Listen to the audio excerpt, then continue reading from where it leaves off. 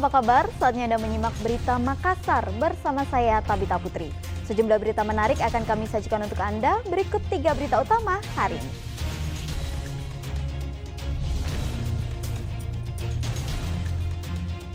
Diduga tertimpa pohon yang roboh, seorang warga kota Makassar ditemukan tewas.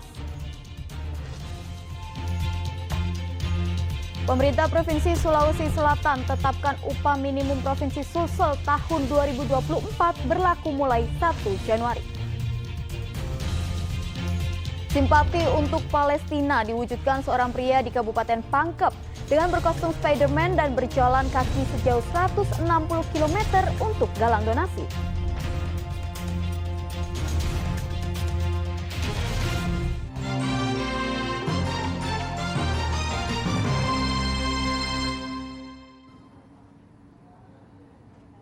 Informasi pertama, warga di Jalan Baji Minasa, Kota Makassar digegerkan dengan tewasnya seorang warga yang diduga tertimpa pohon. Peristiwa itu terjadi di Semak Belukar, dekat sebuah bangunan tua peninggalan zaman kolonial Belanda di Kota Makassar pada Senin malam.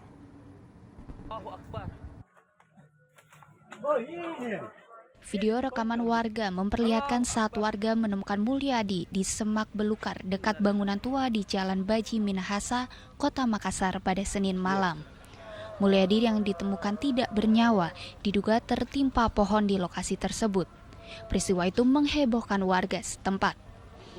Jenazah korban kemudian dievakuasi ke ruang jenazah Bidokes, Polda Sulawesi Selatan. Aparat dari Polsek Mamajang, Makassar yang mendapatkan laporan langsung memasang garis polisi di lokasi kejadian. Yang saya dapat karena begini, pagi saya masuk, pagi saya masuk ini pohon masih berdiri tegak. Pagi kira-kira jam 8. Kurang lebih 1 jam saya di luar duduk di tukang kursi, saya balik masuk ke rumah. Saya balik masuk di rumah, habis sholat zuhur. Saya ke belakang jalan-jalan. Kuliah ini pohon tumbang. Kuliah ini pohon tumbang. Terus? Sesuai saya pohon tumbang, saya kan yang jaga lahan di sini. Saya lapor sama security. Pak security, itu pohon besar di belakang tumbang. Tapi kita tidak tahu kalau ada keponakan di situ. Saya tidak tahu bahwa ada orang di dalam. Belum diketahui pasti penyebab tewasnya Mulyadi, warga Jalan Malengkeri, Kota Makassar tersebut. Andi Muhammad Sardi melaporkan dari Makassar. Satuan Reserse Narkoba Polres Takalar menggagalkan peredaran narkoba jenis sabu-sabu seberat lebih dari 280 gram. Pelaku mengedarkan sabu dengan cara menempelkan paket di suatu tempat, kemudian mengirimkan lokasi dan foto kepada pemesan.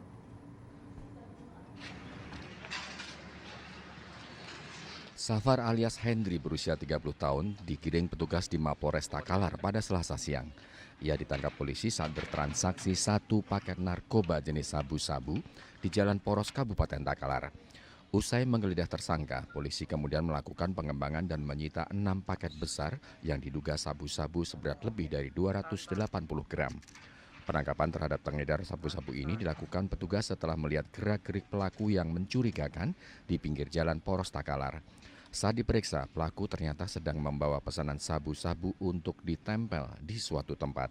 Dari tangan tersangka, polisi menyita pakaian, uang tunai, sabu-sabu seberat lebih dari 280 gram, serta handphone yang digunakan tersangka untuk berkomunikasi sebagai barang bukti. Polisi kini masih menyelidiki bandar besar yang memasok sabu-sabu kepada tersangka yang diduga berada di luar Kabupaten Takalar. Pada saat tim Osnal dari narkoba melaksanakan kegiatan patroli dan melihat orang mencurigakan, akhirnya melakukan pemeriksaan. Dan pada saat melakukan pemeriksaan ada dalam badannya yaitu ada sekitar 5 saset sabu. Dan setelah dia lakukan interogasi dan dia menunjukkan juga ada di tidak jauh dari TKP yang digeledah. Ada 1 saset lagi yang disimpan di pinggir jalan. Jadi ada sekitar 6 saset. Akibat perbuatannya, tersangka bakal dijerat pasal 112 dan 114 tentang narkotika dengan ancaman kurungan di atas 5 tahun penjara. Raisa Habu melaporkan dari Kabupaten Takalar. Pemerintah Provinsi Sulawesi Selatan memutuskan upah minimum provinsi tahun 2024 sebesar Rp3.434.298. Pengumuman ini disampaikan pejabat Gubernur Sulsel Bahtiar Baharudin Selasa siang.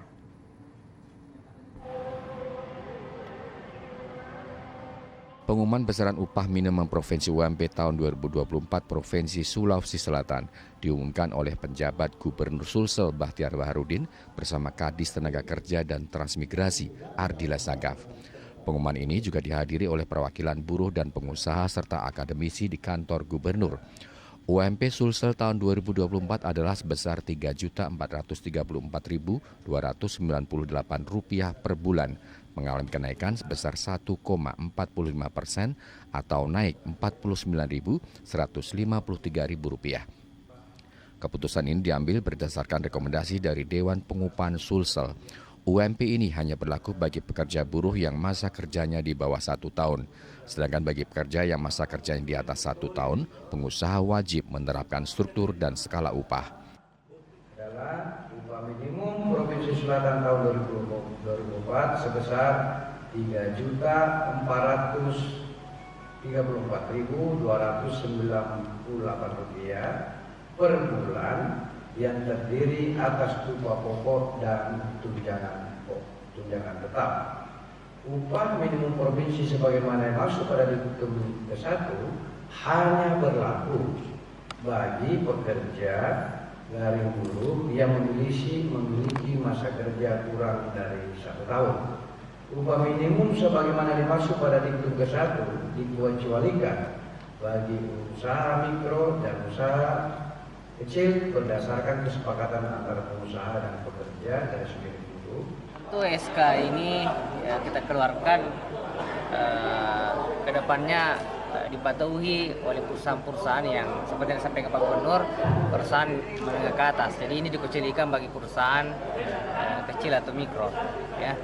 Nah, oleh karena itu ya, untuk perusahaan yang masuk kategori wajib melakukan standar upah minimum provinsi ini, maka tentu kami di Senaker sesuai dengan kewenangan yang kami miliki, kami punya pengawas yang tentunya melakukan pengawasan terhadap penerapan daripada upah minimum ini. Ya, jadi proses tentu pengawasan yang kami lakukan. Jadi setiap bulan itu pengawas kami punya kewajiban untuk melakukan pembinaan 5 perusahaan setiap bulan. UMP Sulawesi Selatan ini mulai berlaku pada tanggal 1 Januari 2024 mendatang. Raisa Habu melaporkan dari Makassar. Pergerakan penumpang di Bandara Internasional Sultan Hasanuddin di Kabupaten Maros terus mengalami lonjakan dibandingkan periode yang sama pada tahun lalu. Selama Januari hingga Oktober 2023, jumlah penumpang mencapai 8,7 juta orang atau naik 10% dibanding tahun lalu.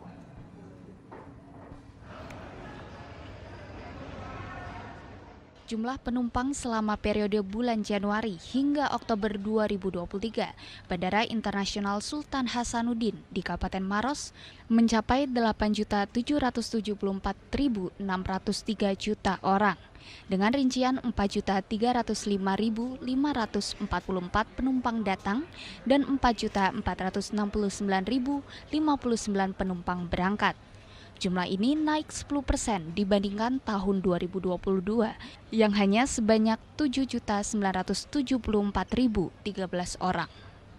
Hal serupa juga terjadi pada pergerakan pesawat selama bulan Januari hingga Oktober 2023 yang mencapai 69.398, naik 8% dari tahun lalu sebanyak 64.225.